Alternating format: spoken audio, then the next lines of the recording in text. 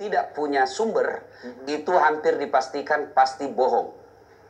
Kan sering kalau berkaitan dengan agama, petua das atlatif, padahal tidak pernah saya keluarkan searching seperti itu. Hanya cuma supaya kan dalam dunia informasi sekarang ini, apalagi bisnis online, ada disebut clickbait. Itu dia. Maka dia bikin judul-judul sensasi, lain judulnya, lain beritanya. Supaya apa? Supaya orang kunjungi dia punya portal. Makin banyak orang mengunjungi portal itu, makin banyak peluang dapat pengiklan. Akhirnya hitung-hitungnya juga dunia.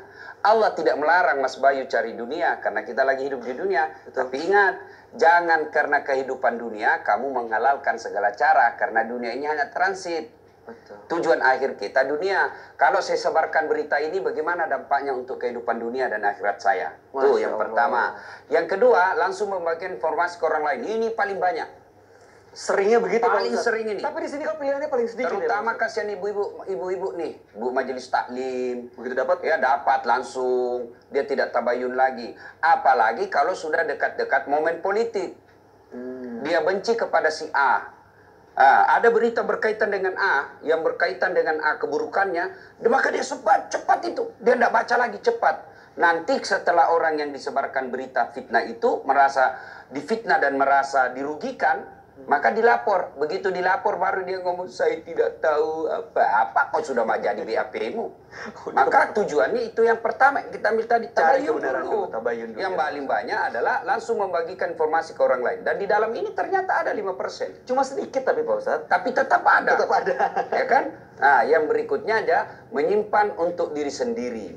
Menyimpan untuk diri sendiri juga ini bukanlah sesuatu yang baik. Kenapa? Kalau kebaikan, sebarkan. Harus disebarkan. Karena ketika Mas Bayu sudah di alam kubur, putus semua. Tidak bisa lagi sholat, tidak bisa lagi puasa. Tinggallah satu di antaranya dari 3 yang bisa berkembang terus amalnya. Ya, dia akan menjadi amal jari yang bertumbuh terus. Satu di antaranya ilmu yang bermanfaat. Jadi supaya dapat kita ini faedah ilmu bermanfaat, setelah kita klarifikasi, setelah cek and recheck, tabayun, ternyata ini betul dan ini kebaikan di dalamnya, sebarkan. Jangan untuk diri sendiri, sebarkan. Kita dapat guntingan-guntingan cerita-cerita hikmah. Sudah, ini baik ini. Bercerita tentang bahaya selingkuh. Biasa ibu-ibu senang sekali sebar ini. Bahaya selingkuh. Dan dia sebar ke suaminya nomor 1. Ya kan? Biar suaminya baca juga. Nah, itu semua pentingnya kita mengelola informasi. Nah, Pak Ustadz bicara soal informasi, kadang-kadang ada informasi yang baik, ada informasi yang buruk. Yang harus dilakukan tabayun semua informasi atau gimana? Misalnya prestasi orang, perlu nggak kita tabayun? Kan berita baik. Ya, tetap ini jangan sampai berita baik itu, berita yang kita anggap baik ternyata bohong. Saya sebar nih, Bayu presenter terbaik di Indonesia. Amin ya Allah. Misalnya itu kan? Amin. Saya sebar, ternyata bohong. Ini kebohongan, meskipun dia baik, tetap bohong misalnya kan. Ada nilai bohong di dalam, tapi dia tidak menyebabkan kehancuran.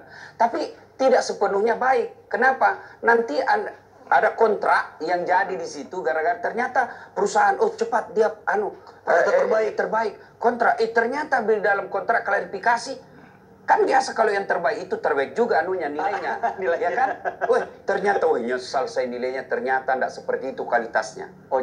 Jadi sebaiknya tetap klarifikasi ya, harus tetap diklarifikasi. Berbicara soal berita kita harus hati-hati. Masyarakat kita kecerdasan tentang informasi ini masih kurang. Kenapa? Kita baru menikmati namanya kebebasan informasi. Betul. Ya, itulah sebabnya di negara kita ini diatur. Ada yang disebut komisi informasi. Itu untuk menyaring. Jangan sampai dan informasi yang benar juga tidak boleh disembunyi. Kalau itu untuk kemaslahatan. Sebab apa? Peroleh informasi itu adalah hak asasi manusia. Kebebasan informasi itu hak asasi manusia. Nah, kalau kita menyembunyikan berita yang benar, informasi yang benar, itu juga sebuah pelanggaran. Nah, itulah sebabnya di Indonesia ada disebut KPI, Komisi Penyiaran Indonesia, yang mengatur informasi yang lalu lalang di Indonesia. Siap, dahsyat sekali. Memang